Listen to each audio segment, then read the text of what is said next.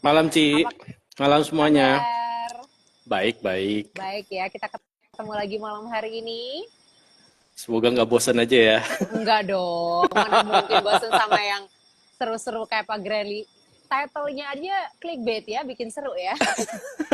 Ini tadi udah ada yang Eh, komen nih, pembahasannya menarik malam hari ini katanya. Yes, sengaja emang ya dibikin yang clickbait biar semuanya pada gabung ya. perlu jelasin dulu ya, itu kata Iya, orang dalamnya itu dicoret loh itu. betul. Sudah saya sebutkan tadi, tapi nanti kita akan lebih perjelas lagi dengan pembahasan malam hari ini. Tapi yang jelas memang malam hari ini kita akan membahas kalau mau nyari informasi yang terpercaya itu apalagi dari market atau orang dalam yang lebih terpercaya. Nanti kita akan bahas gitu ya. Karena memang Uh, zaman sekarang nyari informasi itu bisa dari mana aja, bahkan dari sosial media, dari digital content gitu ya. Para konten kreator juga banyak memberikan informasi-informasi yang kesannya mungkin terpercaya, tapi seberapa terpercaya, nah itu yang harus kita cari tahu ya. yes, Ci. Nanti untuk Sobat Jose yang mau nanya, kita akan kasih waktu dan kesempatan, nanti bisa tulis pertanyaannya di kolom pertanyaan ya, jangan di kolom komentar karena takutnya ketumpuk. Nah, ini saya mau nanya nih ya, terkait dengan mencari informasi gitu ya. Mencari informasi itu sebenarnya yang terpercaya, yang jelas, yang padat dari sebuah emiten saham, itu bisa dapat dari mana aja sih Pak? Tanyain ownernya. Nggak, canda, Ci. Canda, Ci. Bener sih, kalau ada orang dalam, ada ownernya, circle A1, nah itu sih sebenarnya enak gitu ya. Tapi kan Ya, masalahnya tidak semua para trader dan investor tuh punya orang dalam gitu kan. Dan pasti kan nyarinya di bisa. market gitu. Cuma sebenarnya yang Tuh. terpercaya tuh, yang padat juga informasinya, itu dari mana nih kita bisa dapat? Oke. Yang pasti satu itu dari bursa. Oh, Karena selain dari bursa itu, selain dari penyelenggara perdagangan efek, dia juga yang bikin aturan, dia yang jadi wasit. yes. Bursa efek itu sendiri pun sebenarnya juga salah satu dari tugasnya ya, itu menyediakan informasi buat kita-kita, buat buat pada investor, pada teman-teman trader, karena supaya kita investor sama trader tuh lebih mengenal dengan emiten-emiten dengan perusahaan yang listing di bursa. Terus juga selain itu juga selain perusahaan yang sudah existing, yang sudah listing, sebenarnya Mhm. perusahaan-perusahaan juga yang udah yang baru mau IPO juga disediain kok informasinya. Oh, oke oke. Jadi ini kalau kita mau dapat informasi yang terpercaya sebenarnya dari Bursa Efek Indonesia atau BEI gitu ya. Betul. Karena di Yes. situ disediakan berbagai macam informasi mengenai emiten saham termasuk perusahaan yang sudah IPO. Ya. Nah, tapi kalau misalnya nih, kan lagi heboh, katanya ada 7 perusahaan yang mau IPO nih beberapa waktu ke depan ini, betul ya? Nah, itu kalau kita mau ikutan beli saham waktu IPO itu caranya gimana nih? Oke. Sebelum sebelum melakukan pembelian, sebelum melakukan transaksi, kita kan basically nggak mau beli kucing dalam karung nih. Jadi Ya, kita mesti tahu juga dalam artiannya saham-saham IPO, saham-saham yang mau IPO ini perusahaan-perusahaannya seperti apa sih, kayak apaan. Nah, ya. biasanya tuh Bursa Efek Indonesia juga menyediakan informasi seperti tentang perusahaan-perusahaan ini di websitenya mereka Mhm. dan juga di website eIPO ya. Oke, Umumnya mereka akan menginformasikan ke kita-kita itu tentang kegiatan perusahaannya seperti apa, sektornya dia sendiri seperti apa, area bisnisnya itu cakupan areanya itu seberapa luas, dia punya lisensi kah, dia punya sertifikasi apa, sertifikasi, terus juga pemiliknya siapa aja, pengendalinya siapa. Mungkin juga siapa tahu kan ada tiba-tiba ada grup konglomerasi yang kita udah kenal, tiba-tiba juga ternyata ada kerjasama ataupun ada afiliasi dengan saham yang baru mau IPO. Terus oke. juga networknya perusahaan ini kemana aja sih, seberapa luas, istilahnya dia punya jaringan kemana aja, ada perusahaan, ada anak-anak perusahaannya mungkin, ataupun ada suppliernya, distributornya yang punya kaitan dengan dia. Terus juga nanti yang paling penting nih yang banyak akan dicari adalah nanti nih hasil dana IPO-nya ini mau Mhm. diapain sih sebenarnya? Oh, Nah, oke. itu biasanya antara yang bagus nih, umumnya orang-orang pasti maunya dana IPO-nya itu dipakai buat operasional, misalnya tambah pembelian bahan baku, tambah pabrik, tambah gudang, tambah armada kalau misalnya untuk yang bergerak di bidang transportasi mungkin. Yang agak kurang enak kalau misalnya untuk saham IPO ya, kalau yang agak kurang enak kalau misalnya dalam artian sebagian besar dana IPO-nya itu bakal dipakai buat pelunasan hutang. Jadi bukan kita-kita aja yang hutang, Ci, mereka juga hutang kok. Oke, oke, oke. Ternyata yang punya utang bukan cuma rakyat-rakyat, Betul. tapi juga yang punya duit pun ada utangnya gitu Iya, ya. betul. Oke, oke. Nah, Jadi jadi memang informasi ini didapatkannya dari BI gitu ya. yes, Oh, kita bisa oke, oke. dapetin dari website bursa itu udah paling lengkap, paling akurat. Oke, oke. Ini bercandaannya gitu ya. Biasanya orang itu butuh privilege gitu ya. Enak banget kalau punya privilege itu dari 3 hal. Gitu ya. Emang terlahir kaya, yang kedua itu cantik atau ganteng, yang ketiga itu privilege orang dalam. Ini Itzansura, ada komen dari Itzansura bilang orang dalam mengalahkan segalanya. Enak banget kalau punya privilege orang dalam memang gitu ya. Nah, tapi Betul, ini ya Ci. kalau tentang informasi ini gitu ya. Kalau dari analisa teknikal, kita bisa melihat itu dari chart pergerakan harganya.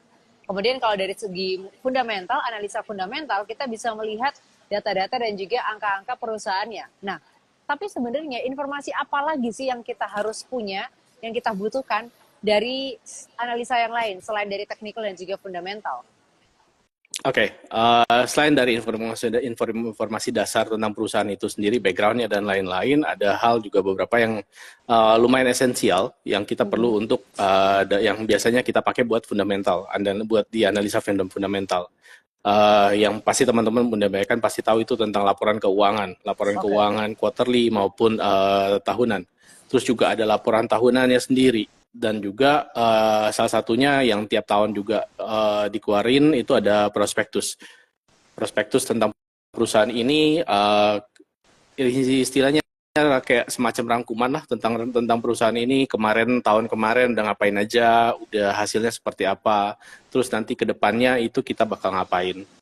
Nah, data-data perusahaan yang biasanya yang kita perlu lihat itu adalah satu pasti itu ada udah lembar sahamnya itu masih sama nambah atau ya, terus ada kapitalisasi pasarnya itu sekarang udah sebesar apa. Sebenarnya sih kita juga bisa ngitung sendiri, tapi kan lebih akurat lagi kalau kita punya informasi juga untuk mengkalkulasi itu, kita perlu informasi yang akuratnya juga, angka-angkanya mas.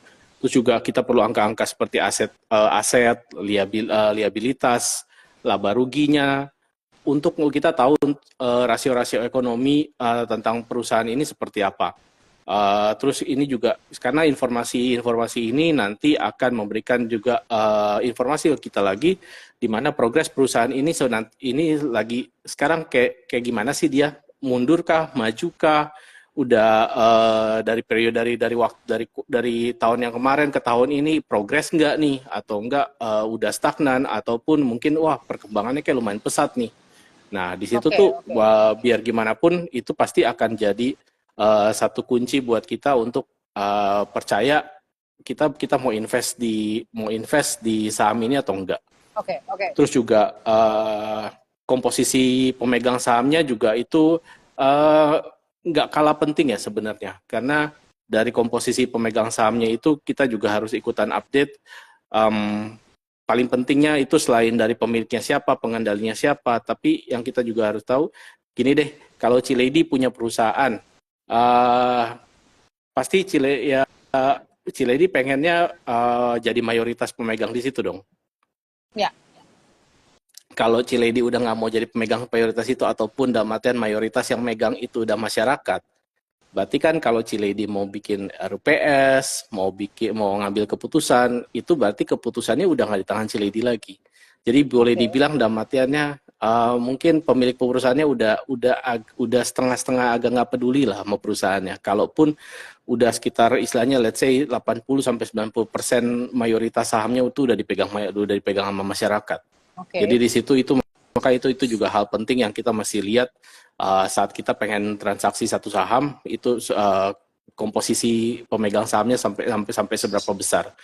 Terus juga ada nggak perubahan-perubahan yang terjadi nantinya seperti di manajemen, di direksi, komisaris, ada yang ganti nggak? Karena perubahan-perubahan ini kadang-kadang itu terjadi karena adanya akuisisi, ada merger.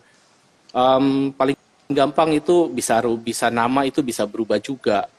Terus paling wah itu adalah arah perusahaan, arah bisnisnya itu jadi berubah juga. Oke, kalau misalnya nih ya tadi udah dijelaskan juga oleh Ko Granly gitu, kalau kita bisa melihat bagaimana perkembangan sebuah perusahaan, baik itu di masa lalunya seperti apa gitu ya historinya, kemudian perkembangan progresnya seperti apa. Jadi kalau misalnya ada perkembangan atau ada inovasi atau diversifikasi dari sebuah perusahaan, itu apakah kita juga bisa mendapatkan informasinya dari perusahaan itu sendiri atau dari BI ini? Ya, dari dua-duanya sih, baik Dua-duanya. dari laporan dari yang prospektusnya si perusahaan juga akan kita bisa lihat, tapi kan prospektus perusahaan itu kita juga bisa downloadnya lebih gampang itu untuk itu dari bursa, dari websitenya bursa, dari Bursa Oke. Efek Indonesia, dari websitenya itu lebih gampang. Yang akan kita tahu di situ dalam artiannya adalah inovasi apa yang mereka akan bikin di Oke, satu oke. ataupun tiba-tiba dia dalam artiannya gini, mungkin kalau teman-teman bingung dalam artian let's say ada perubahan aturan, misalnya ada ada perubahan kebijakan, terus juga apakah dalam artian si emit perusahaan ini dia ngikutin tren nggak, atau ngikutin kayak sekarang kan lagi agak dari kemarin-kemarin tuh udah lebih diperhatikan sekarang itu adalah environment social government ya, ESG.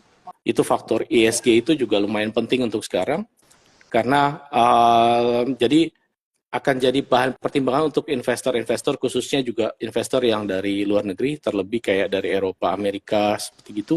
Mereka akan lihat apakah perusahaan ini ESG, faktor ESG-nya itu baik atau buruk. Oke. Oke, Let's oke. say saya ngambil contoh misalnya kayak untuk saham-saham yang pertambangan, let's say pertambangan batu bara. Nah, itu kan juga kalau kita tahu apa yang kita tahu semuanya bahwa dalam artian kayak negara Eropa, negara Amerika kan mereka udah membatasi ataupun udah sedikit meniadakan ya pemakaian batu baranya mereka. Mhm. Yang mereka kan makan batu bara sekarang cuma ada di China maupun dan India. Jadi yang kayak gitulah, maksudnya dalam artian faktor-faktor seperti itulah yang kita juga kita juga harus tahu, harus coba lihat-lihat lah. Terus Oke, juga oke. kalaupun nanti ke depannya dia akan berubah seperti apa, nah itu future project-nya itu juga yang akan mendukung kemajuan perusahaan ini juga mesti dilihat. Tetap, yep. Oke, Pak Grilly, Terus saya juga nanya sedikit selain, gitu ya. Saya yes, sedikit ya, karena kalau dari penjelasannya kan kita bisa lihat dari perusahaan dan juga dari BI tentang inovasi, tentang proyek ke depannya. Jadi apa ya, kayak prosesnya adalah sebuah perusahaan itu misalnya ingin punya proyek atau inovasi, dia akan melaporkan itu ke BI dan akan ditampilkan di websitenya BI, gitu ya? jadi kalaupun ada, kalau maksudnya dalam artian kalaupun ada, sorry bukan kalaupun, kalau ada sesuatu yang signifikan, Mhm. dari perusahaan itu juga harus memberikan informasi kepada bursa. Oke. Biasanya kan juga perusahaan juga biasa mereka juga rilis di koran atau rilis di media manapun tentang perubahan itu. Nah, cuma dari perubahan, tapi kalau misalnya nggak disampaikan ke bursa, bursa akan nanya, bursa Oke. akan bertanya kepada perusahaan ini, oh ini ada rilis media seperti ini, apakah ini benar, apakah benar dalam artian ini memang dari perusahaan yang rilis, ataupun ini jangan-jangan cuma jadi hoax semata aja. Oke. Karena Oke. beberapa kali juga bisa ada tahun kemarin ya, kalau nggak salah tentang Goto ya, itu juga ada berita hoax sebenarnya, yang Oke. akhirnya diklarifikasi oleh bursa, ternyata enggak. Oke. Oke. Nah, ada lagi yang mau ditambahin nggak, Pak, terkait dengan Yang itu sih informasi enggak. dengan perusahaan? Itu udah sih, Ci, Oke, kebanyakan. jadi sebenarnya bahwa informasi ini, laporan keuangan, kemudian laporan tahunan, kemudian progres atau rencana ke depan dari sebuah perusahaan, sebenarnya bisa diakses ya oleh masyarakat gitu ya, dan bisa dipelajari juga oleh investor dan juga trader gitu ya. tergantung kitanya ini mau membongkar atau meramunya itu, atau mungkin mencari tahunya itu seberapa detail, seberapa update gitu ya. Yes. Sebenarnya Oke. informasi yang seperti ini tuh sebenarnya di website bursa itu emang udah tersedia. Cuma banyak kan orang nggak mau. Orang-orang males aja, pengennya instan, pengennya nanya, pengennya nyari tahu, pengennya rangkumannya seperti apa dong, pengennya atau enggak Bener, ini bener, bener. laporan keuangannya. Tapi juga itu juga nggak salah sih. Kadang-kadang juga kita kan dalam artian ya kita tahu lah berapa ratus ada berapa ratus sampai berapa ribu emiten yang ada di ISG. Betul. Nggak mungkin kan semuanya juga kita ngecek satu-satu. Tapi kan mungkin teman-teman juga mungkin udah bisa apa ya namanya agak memperbiasakan diri juga dalam artiannya misalnya ada satu dua emiten apalagi khususnya untuk para investor ya yang invest untuk jangka panjang itu kayaknya harus lebih rutin untuk walaupun cuma satu dua tentang laporan keuangan baca-bacalah atau laporan tahunannya coba dilihat-lihat prospektusnya juga coba dipelajarin kini kira-kira kedepannya seperti apa gimana. Nah soalnya kayak gini kita akan kalau misalnya kayak kemarin-kemarin sampai per bulan ini juga masih banyak nih rapat umum pemegang saham. Mhm. Di situ tuh tanggal-tanggal RUPS itu lumayan pengaruh. Saya tahu sih paling banyak kan kalau misalnya kayak kalau misalnya kita pegang let's say seperti saham Astra, saham ASI, kita pasti akan dapat undangannya di email kita itu akan masuk undangan untuk datang ke RUPS-nya.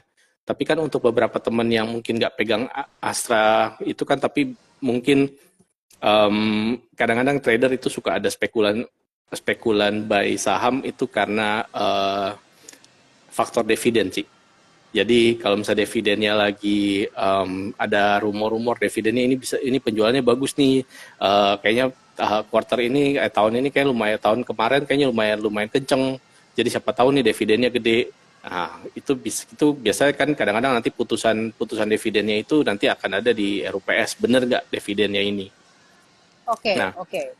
tapi ngomong tentang RUPS itu sebenarnya itu lumayan. Tuh RUPS itu tuh kalau teman-teman apalagi untuk teman-teman yang Jakarta ya, bayangkan sih.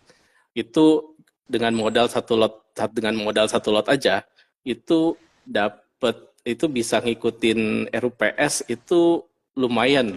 Bisa dapat makan siang gratis.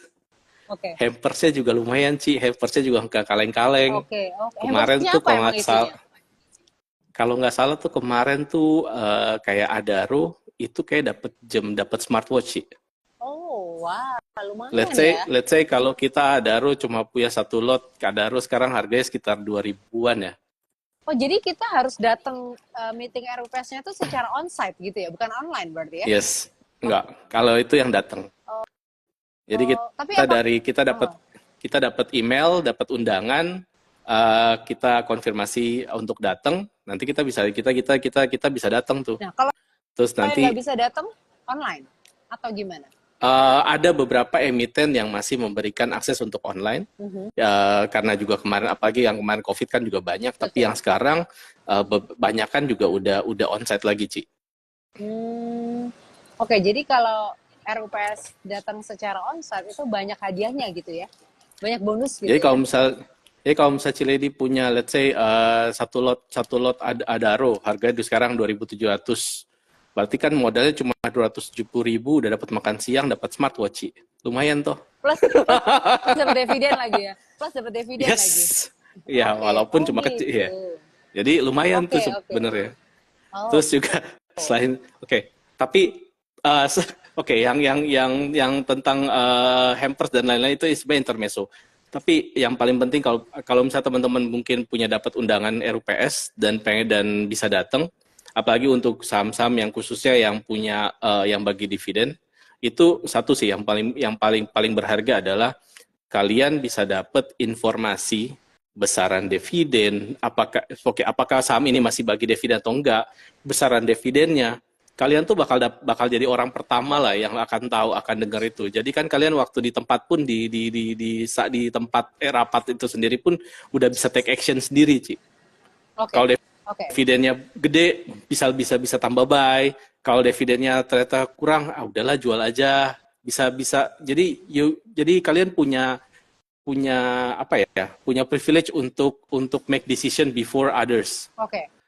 After the RUPS itu ya. Yes. Oke. Nah, selain itu informasi apa lagi nih? Informasi rutin apa lagi yang biasanya Ko Greenly cari? Karena kan pasti ada yang rutin juga ya.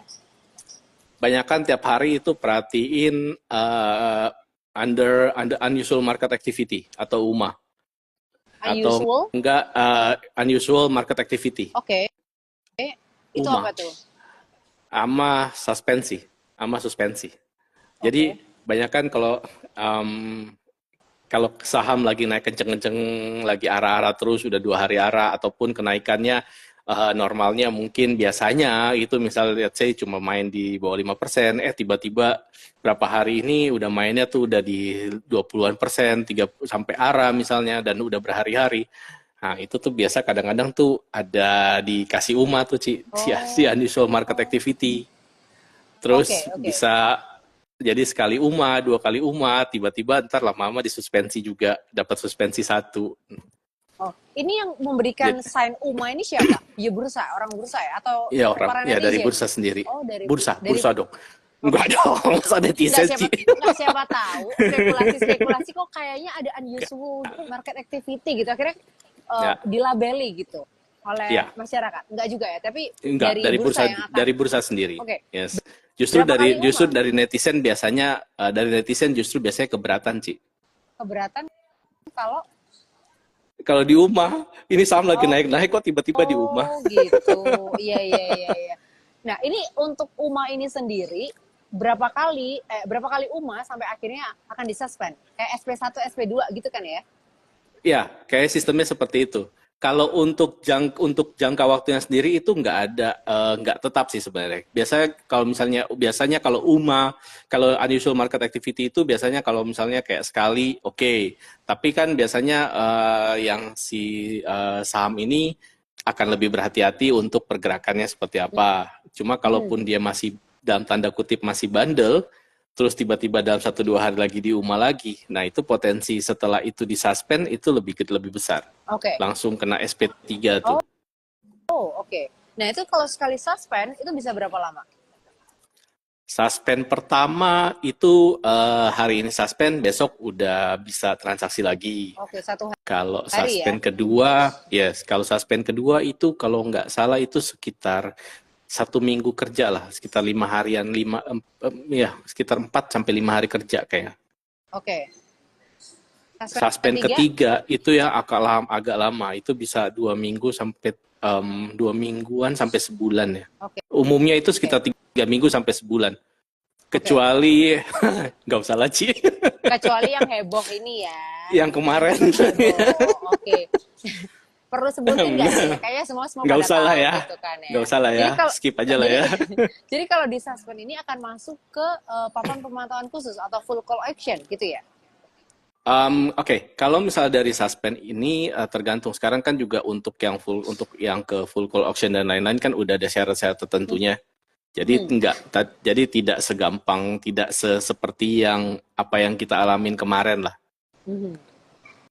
Oh gitu. Terus ya.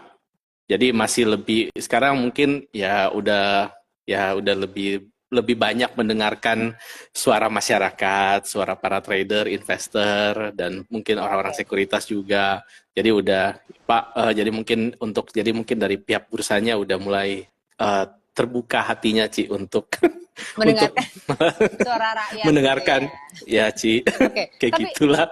Kok Greenly, saya mau nanya juga ya. Berarti suspend ketiga itu apakah sama dengan full call auction atau papan pemantauan khusus atau beda lagi termnya? Beda. Kalau full call auction itu kan biasanya suspend ketiga itu habis suspend ketiga saat dia buka suspend itu berarti istilahnya masuk di jadi efek ataupun saham yang dipantau khusus oleh si bursa. Nah, waktu pemantauan khusus jadi pemantauan khususnya ini, jadi dia masuk ke dalam full call auction-nya itu. Tapi kan dengan syarat-syarat yang dikeluarkan oleh bursa sekarang yang tentang FCA sendiri, jadi tidak akan tidak istilahnya ada kriteria-kriteria tertentu dalam artian bahwa saham ini akan masuk ke pemantauan khusus atau hanya ke apa sih namanya ya ke ya ada juga dalam artian yang dia dipantau khusus dipantau tapi tingkat arah ARB-nya itu hanya sampai 10% aja. Oke. Nah, untuk full call action sendiri itu berapa lama jangka waktunya? Kalau nggak salah sampai sebulan ya, saya lupa deh. Oke. Jadi setelah suspend 1, 2, dan 3, kemudian suspend ketiga itu dibuka, baru akan masuk ke pawan pemantauan khusus ini selama 1 bulan, gitu ya? Yang untuk ya, tapi yang dipantau itu juga belum tentu masuk ke FCA semua ya, Ci. Soalnya FCA itu kan lebih sistem, ada kan juga yang FCA itu kan lebih ke sistem bidding kan. Oke. Tapi kalau juga ada yang sistem kayak papan pemantauan juga, tapi dia tetap terbuka. Kita bisa lihat bid offernya, tapi itu arah sama ARB-nya itu hanya sampai di 10%. Maksimum itu di 10%. Plus minus ke atas bawah-bawahnya itu maksimum 10% aja. Oke. Nah, itu selain kita ada perhatian gitu ya, kita harus mencari informasi mengenai suspend, kemudian tentang full call option atau pemantauan khusus. Banyak juga trader pemula yang mungkin tidak tahu bahwa ada saham-saham yang bisa masuk dalam kategori efek tidak dijamin yes. Gitu ya, yaitu saham yang transaksinya mencurigakan. Nah, ini gimana caranya kita tahu? Nah, yang ini itu boleh dibilang tuh agak jarang, nggak tahu ya, setahu saya itu agak jarang diliatin oleh para trader maupun investor. Oke.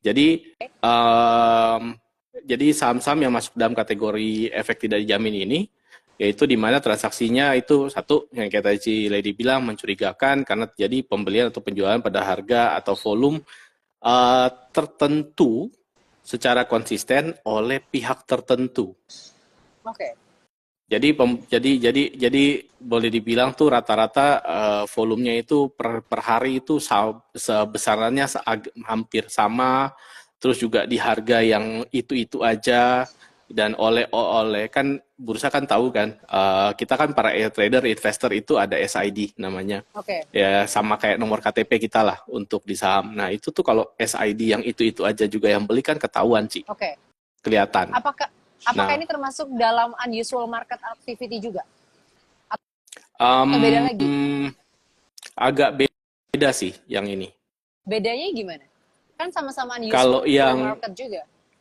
Ya, cuma kan kalau unusual market itu kan biasanya itu bukan cuma oleh beberapa trader, oleh beberapa SID aja, dan bukan cuma di satu titik harga atau di satu titik harga tertentu, Ci. Tapi memang waktu dia kenaikannya misalnya dalam satu hari yang itu yang saya bilang yang untuk unusual market activity ya, biasanya dalam artian yang sebelumnya itu biasanya cuma kenaikannya ataupun rentang naik turunnya itu misal cuma main di bawah 5% misalnya. Tiba-tiba 1-2 hari ini kok mainnya sampai dia naiknya tuh sampai bisa ke 20%, 30%. Dan itu mungkin baru 1-2 hari berturut-turut seperti itu. Oke. Ataupun juga salah satu yang mungkin yang juga bisa jadi ataupun naik tuh di sini naik turun ya, bukan cuma naik aja. Tapi gerga intermezzo sih. Tapi juga kalau volatilitasnya juga terlalu kenceng, gitu ya? Itu terlalu ekstrim, itu juga kemungkinan itu juga bisa masuk di unusual market activity juga. Oke, tapi kalau yang efek tidak dijamin ini banyak di satu harga. Bisa ya, dalam artian di satu harga, di 1 atau 2 harga tertentu dengan volume yang kalau dalam beberapa hari itu volumenya di angka yang ya kira-kira mirip-mirip seperti itu. Dalam artian gini, kayak Ciledi belinya di harga 200 dengan jumlah 1 miliar. Jadi Ciledi cuma mainnya di 200, 202, 200 atau enggak di 200, 199 misalnya. Tapi dengan tiap hari tuh Ciledi belinya sekitar 2M, satu enggak 1,8, 2,1. Tapi itu di situ-situ dan cuma mungkin Ciledi, mungkin ada beberapa, tapi itu nomor yang pembeli yang melakukan pembelian itu hanya di SID tertentu aja. Oke, nah ini cara kita taunya gimana? Cara kita, Nah, kalau kita kan nggak. Oke, kalau cara kita taunya adalah di websitenya bursa itu kalau misalnya teman-teman nyari itu ada yang namanya efek tidak dijamin. Di situ pelaporannya itu, jadi kayak satu efek ini udah dicurigai misalnya oleh bursa, misalnya udah bulan ini. Nah, bulan depan itu dia akan masuk ke efek tidak dijamin. Jadi bukan langsung, kalau UMA kan kayak UMA atau suspend kan langsung berlaku besoknya. Kalau efek tidak dijamin itu akan berlaku bulan depannya. Jadi biasanya efek dijamin itu laporannya itu keluar kalau nggak salah itu sekitar tanggal 25-an ya. Kayak mirip-mirip kayak kita tanggal gajian aja, Ci. Ketahuan ya tanggal gajian 25 nih. Nah, Oke. Gue punya pengalaman tuh. Kalau yang efek tidak dijamin. Makanya dari sini tuh ketahuan bahwa di sini juga salah satu proof bahwa orang-orang tuh nggak ngeliatin sebenarnya. Banyak yang tidak melihat. Hanya orang-orang tertentu. Gitu ya? Yes. Gitu ya? What happened? Kita pengalaman kemarin itu ada di saham Oasa. What happened is tanggal 20 tanggal 27 sekitar kalau nggak salah tanggal Februari kemarin deh. Pokoknya bulan Februari, akhir-akhir Februari. Sebelumnya Oasa gue udah punya dari berapa bulan sebelumnya lah. Terus tiba-tiba gue juga sendiri waktu itu gue sendiri juga nggak perhatiin. Nah ini juga jadi pengalaman. Gue juga nggak perhatiin. Akhirnya what happened is tanggal 22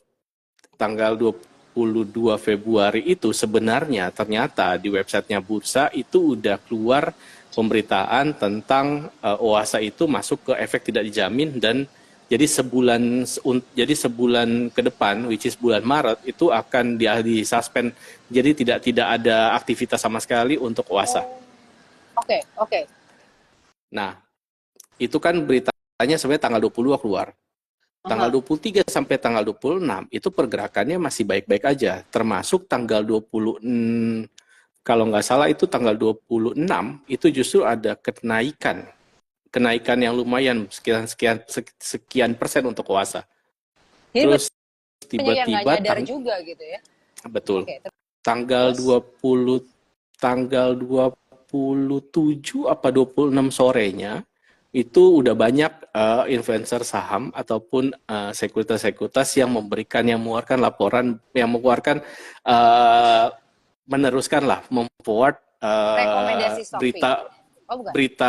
berita dari bursa ini yang tentang efek tidak jamin ini. Oke. Jadi informasi Oasa masuk ke efek tidak jaminnya baru mulai booming tuh tanggal 26 atau 26 sorenya atau 27-nya pagi. Nah, di situ 27 28 baru orang jadi panic selling, semuanya udah lepas sampai akhirnya tuh bisa ARB. Bisa sampai nggak ARB sih, tapi dalam 2 hari itu sekitar 34%. Habis itu udah nggak bisa ditransaksiin lagi selama sebulan ke depan. Nanti pas awal bulan April baru mulai bisa ditransaksiin lagi. Wow, oke. Jadi memang harus rajin mencari informasi gitu ya.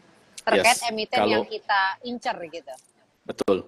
Kalau enggak ya kita bisa kejebak, ya sebenarnya sih kalau misalnya pengalaman gue pribadi, kalaupun ya makanya sekarang udah mulai rajin-rajin lihat lah.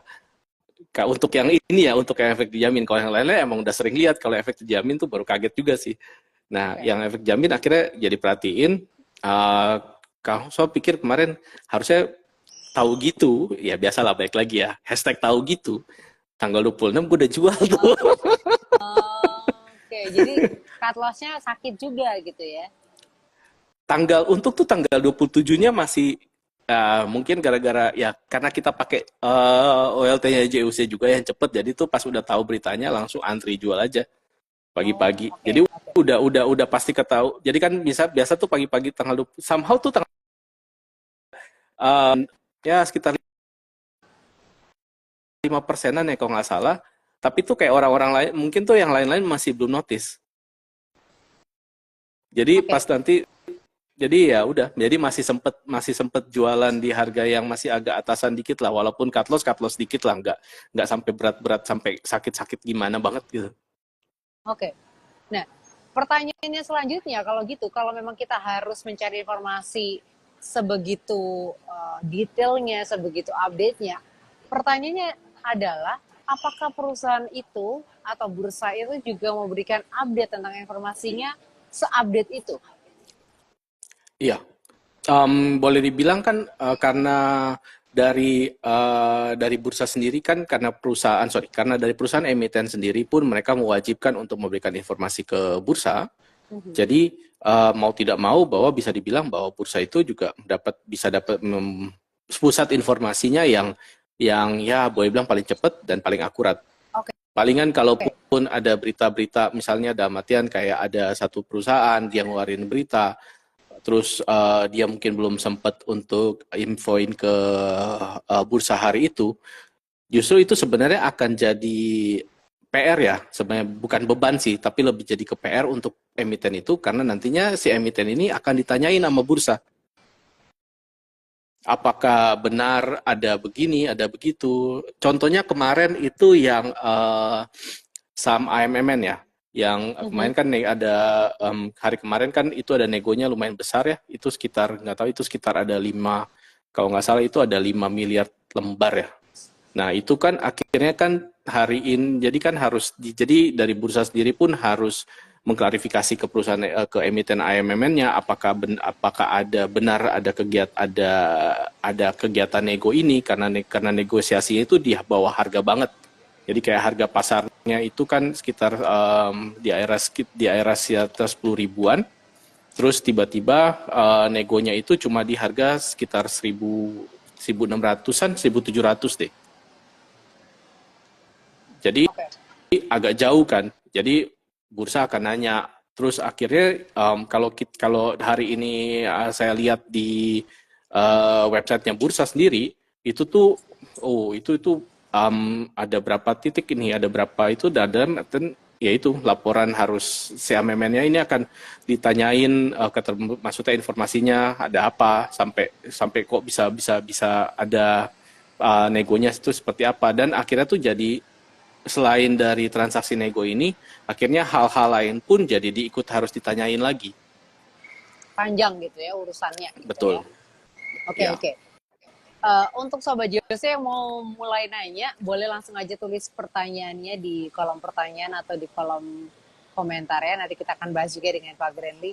Oke, berarti memang informasi dari bursa ini terpercaya gitu ya, selain informasi dari perusahaannya gitu. Nah, ada rahasianya nggak sih? Ada ilmu rahasianya nggak sih yang bisa di-share terkait informasi dari bursa? Ntar Siapa ya. tahu ada orang dalam sendiri ya kan? Siapa tahu kalau kita mau nanya Enggak langsung sih. nanya ke Pak Grenly karena Pak Grenly punya orang dalam gitu. Pertama, saya di Manado. Saya Oh jauh ya. nggak ada koneksi, Berarti ya Pak nggak ada Adrian ya, koneksi Pak sama Adrian ya. Pak Pak Adrian Adrian bisa berarti. ditanyain Pak Orang Adrian. ini Ya, orang ntar kita. pusat tuh Ya. pasti punya mungkin ya. Kan sering main ke kantor BI juga. Betul. Maaf Pak. Oke. Oke. Kalau gue pribadi, oke, bentar ya. Pengen gue nanya dulu deh ke Ciledi. Ci, Mhm. kalau misalnya lu tahu nih, misalnya lu pengen beli saham di satu perusahaan dan lu tahu tiba-tiba nih perusahaan ini tuh dia tiba-tiba tuh ownernya itu awalnya punya 50% saham, tiba-tiba em, misalnya hari ini dia tiba-tiba beli lagi sekitarnya misalnya let's say 10%. Seneng nggak lu? Mungkin bertanya dulu ya, kenapa mungkin ya? Untuk menentukan perasaan Oke. senang atau tidaknya tuh ditanya dulu kenapa gitu. Oh, sorry, pertanyaan salah. Gimana? Em, apa Oke, kalau lu udah beli, kalau misalnya yang pemilik ini udah punya 50% dan Aha, dia tiba-tiba beli lagi 10%, aha. berarti kan jadi 60% kan? Betul. Di harga harga pasar nih, harga pasar hari ini. Mhm. Lu pengen ikutan beli nggak habis itu? Iya. Kalau itu iya. Apakah ingin ikut beli? Iya. Yes. Ya. Nah, jadi eh, ada informasi-informasi yang di bursa itu yang sebenarnya nunjukin kita seperti itu. Kayak ada sign-nya gitu. Bukan sign. Jadi gini, secara peraturan adalah kalau misalnya lu adalah pemegang saham perusahaan di atas 5%, itu kalau melakukan pembelian maupun penjualan saham, lu harus bikin laporan. Gue nggak tahu sih. Pokoknya dalam artian nama lu itu SID lu itu akan dinotis sama bursa. Oh, Jadi oke. dan itu akan ada laporan di websitenya bursa tentang perubahan kepemilikan punya yang punya perusahaan itu Punya saham gitu. yang punya di atas 5% ini. Oh, oke, oke. Jadi dari informasi dari bursa itu kita tahu nih saham yang kita pegang ini itu lagi banyak yang beli atau ownernya ataupun direksinya ataupun komisarisnya itu pada beli atau pada lagi jualan malahan. Hmm. Atau enggak Oke. misalnya let's say misalnya kita saham tuh udah naik, udah lumayan besar nih, udah lumayan kenceng, udah lumayan lama, udah lumayan tinggi. Terus dari website bursa itu kita dari informasi perubahan kepemilikannya itu kita bisa tahu nih mereka udah jualan belum. Kalau ownernya udah pada jualan, ya kita kan juga harus, ya umumnya kita ikutan ya Ci. Kalau mereka beli kita ikutan, kalau mereka jualan juga kita ikutan. Ikut dong, followers dong. Ya kan, tapi soalnya kan gedenya di mereka Ci, bukan di kita. Iya ya, paham, paham, paham, paham. Oke, oke. Nah, Jadi jadi di tindakan mereka kan menjadi analisa kita juga gitu ya. betul. Nah, jadi ada dari kalau misalnya mereka ada pihak-pihak tertentu yang punya yang lebih dari 5%. Jadi kalau misalnya pun mereka ada pembelian atau penjualan yang signifikan, yang secara presentasi lumayan besar, itu ya itu kita jadi kepengen jadi punya chance untuk pengen ikut juga. Terus juga kalaupun cuma kita juga mesti pintar-pintar lihat juga ya. Soalnya kadang-kadang juga ada pembelian mereka itu tapi kayak harganya di bawah. Seperti kayak AMMN kemarin. Negosiasinya itu di bawah banget. Ya sekarang harga pasarnya sekitar 11 ribuan. Lah harga negonya 1.600. Kita mau gimana pun kita juga nggak bisa catch up harga ke situ kan. Kita nggak mungkin Iya, dapat harga segitu kan. iya, iya. Kecuali lu anak yang mungkin ya. Oke, baik. Iya, iya, iya. Nah, gitu juga kalaupun ada juga ada pembelian di atas ada juga beberapa yang pembeliannya juga di atas harga. Kalau masih harganya agak ya deket-deket dari harga sekarang, mungkin itu masih masih make sense ya, masih menarik. Tapi kalau udah terlalu jauh juga, itu juga kita kan nggak tahu mereka mau ngapain. Tapi kan ya itu udah nggak make sense juga udah nggak wajar lah buat kita istilahnya. Oke. Nah kalau misal juga, nah terus juga yang kedua masih bersangkutan dengan itu. Kalau misalnya ada perusahaan lokal nih, misalnya let's say dia tiba-tiba ngejual ownernya, salah satu atau beberapa dari stakeholdernya melepas sahamnya itu bisa dibilang hampir keseluruhan sahamnya. Tapi secara dari kalau kita lihat secara teknikal sahamnya masih bagus, masih fine aja. Terus laporan keuangannya juga masih bagus dan lain-lain, semua all that financial ratio, angka-angka semua masih bagus. Tapi kok ownernya atau enggak beberapa pengandalinya kok lepas barang ya? Dan jumlahnya tuh bukan cuma dia jualan, misal dia punya 20%, terus dia cuma jual 1% atau 2%, enggak. Ini emang dia lepas, misal dia punya 20 dan dia lepas misal 18. Atau enggak, Oke. mungkin 20%-nya duluan dia lepas. Oh, itu mungkin kita akan kedengarannya, wah kok agak serem ya, ngapain kok tiba-tiba dia lepas saham, lepas sampai sebesar itu. Tapi biasanya akan ada informasi selanjutnya yang kita juga mesti cari. Ternyata biasanya ada pihak lain yang membeli apa yang dia jual. oke. Apa yang si stakeholder ini jual. Oke, Ada pihak oke. lain yang beli. Nah, itu yang Kalau perlu dicari misalnya tahu ya. kalau lu perusahaan lokal, terus tiba-tiba ada perusahaan luar yang take over, menarik nggak? Tergantung siapa perusahaan luarnya. Yes, betul.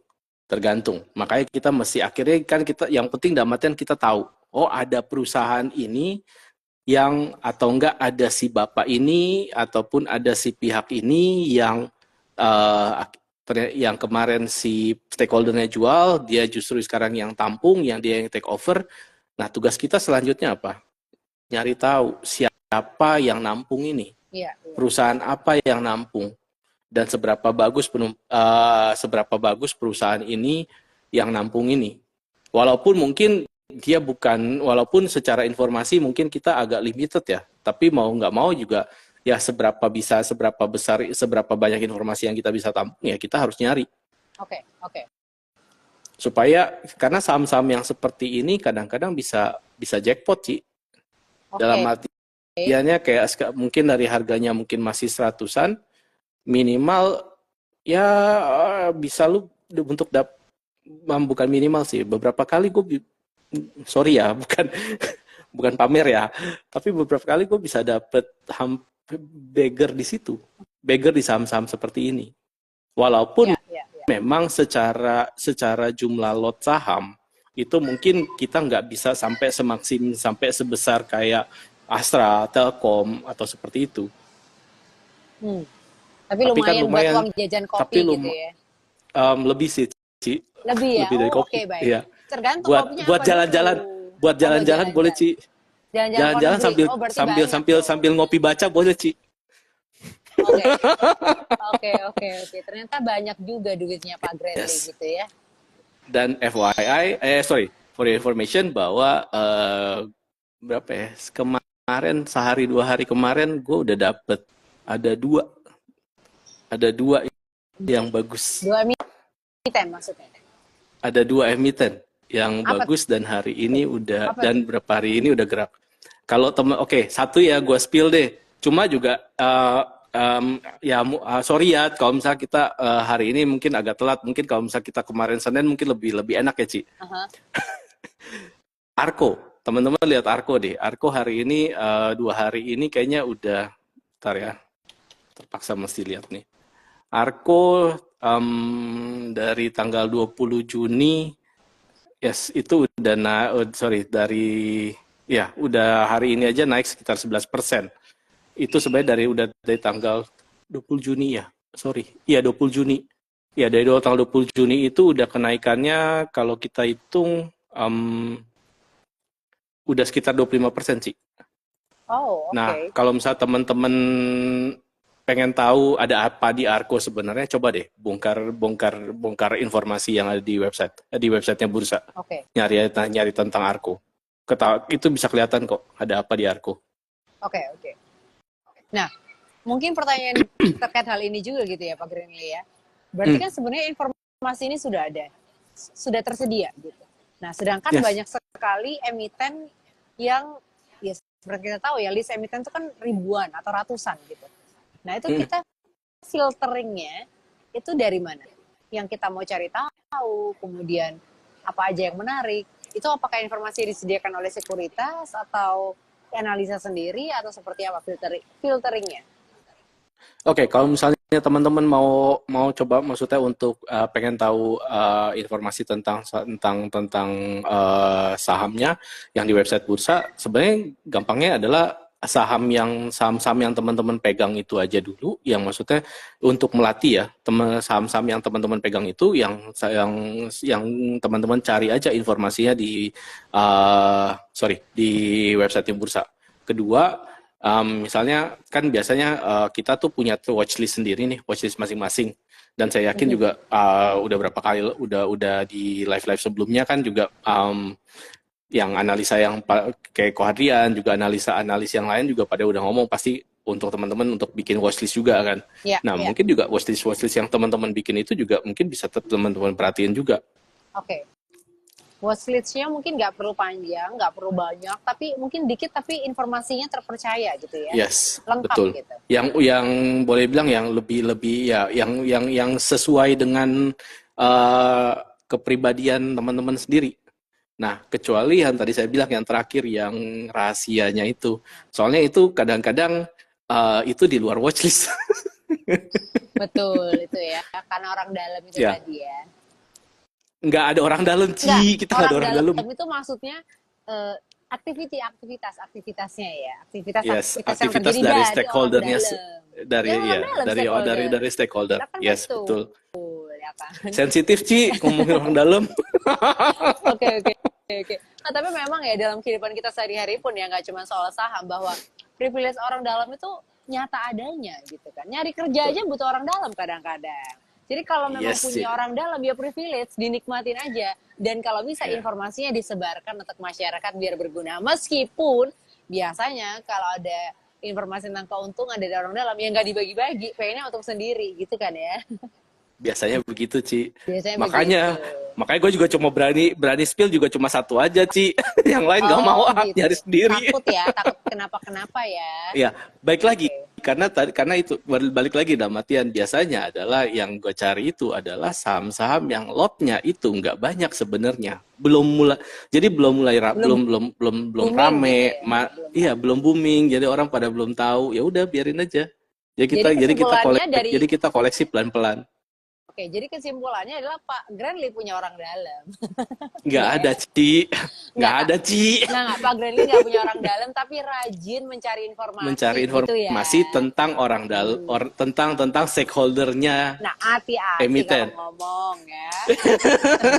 Rajin mencari informasi dari informasi stakeholder gitu ya, ya. Yes, Oke, betul. oke. Wah, luar biasa sekali nih ya. Tadi banyak yang penasaran orang dalam siapa gitu ya. Ternyata clickbait ya. Tapi ini informasinya sangat bermanfaat juga untuk sobat JOC semuanya, karena pastinya untuk apalagi untuk trader pemula gitu ya, yang mungkin masih mencari informasi itu di mana sih gitu ya. Dan dari sini Yes, bisa tahu bahwa mencari informasi yang terpercaya, yang komplit juga itu dari perusahaan dan juga dari bursa efek. Dan pasti juga pastinya dibantu juga oleh sekuritas ya, memberikan yes, informasi bocoran-bocoran gitu ya. betul, Ci. Oke. Oke, terima kasih banyak Pak Granley untuk informasinya, untuk knowledge dan juga insight-nya malam hari ini. Thank you so much for sharing. You're welcome, Ci. Thank you. Oke, terima kasih juga pastinya untuk sahabat JOC yang sudah bergabung malam hari ini. Kalau ada yang ketinggalan, tenang aja, nanti ini IG Live-nya akan saya record, akan saya save. Nanti teman-teman semua bisa lihat dari awal hingga akhir ya. Oke, kalau gitu terima kasih banyak sekali lagi. Aduh, ini pakai bahasa Manado, saya takut salah baca. Sebelum closing ini ada yang nanya gitu ya, dari Rica Goreng. Oh, Enak nih Rica Goreng. Torang semua saudara, jadi for orang Manado boleh berbagi orang dalam toko. Apa itu artinya, Pak? Saya kok kurang enggak. ngerti Jadi nih. kita semua saudara kan. Jadi Aha. untuk orang Manado boleh dong dibagi nama orang dalamnya. Nggak ada orang dalam. Oh, oke, oke. Nggak ada orang Ini saya dalam. jadi belajar bahasa Manado di sini. Oh, nggak ada orang dalam, nggak ada orang dalam. Tadi itu Guys, informasi dari itu stakeholder. itu title-nya aja tuh orang dalamnya itu udah dicoret loh.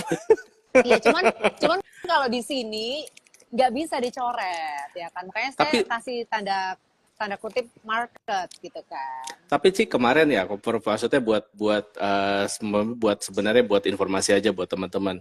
Kayak beberapa yang waktu lalu kan udah heboh tuh di berita, oh BBRI itu sempat naik kan, sempat ada rebound dikit gara-gara katanya itu mulai muncul beritanya kan, oh BBRI komisarisnya pada belanja, direksinya pada belanja di harga diskon dan lain-lain.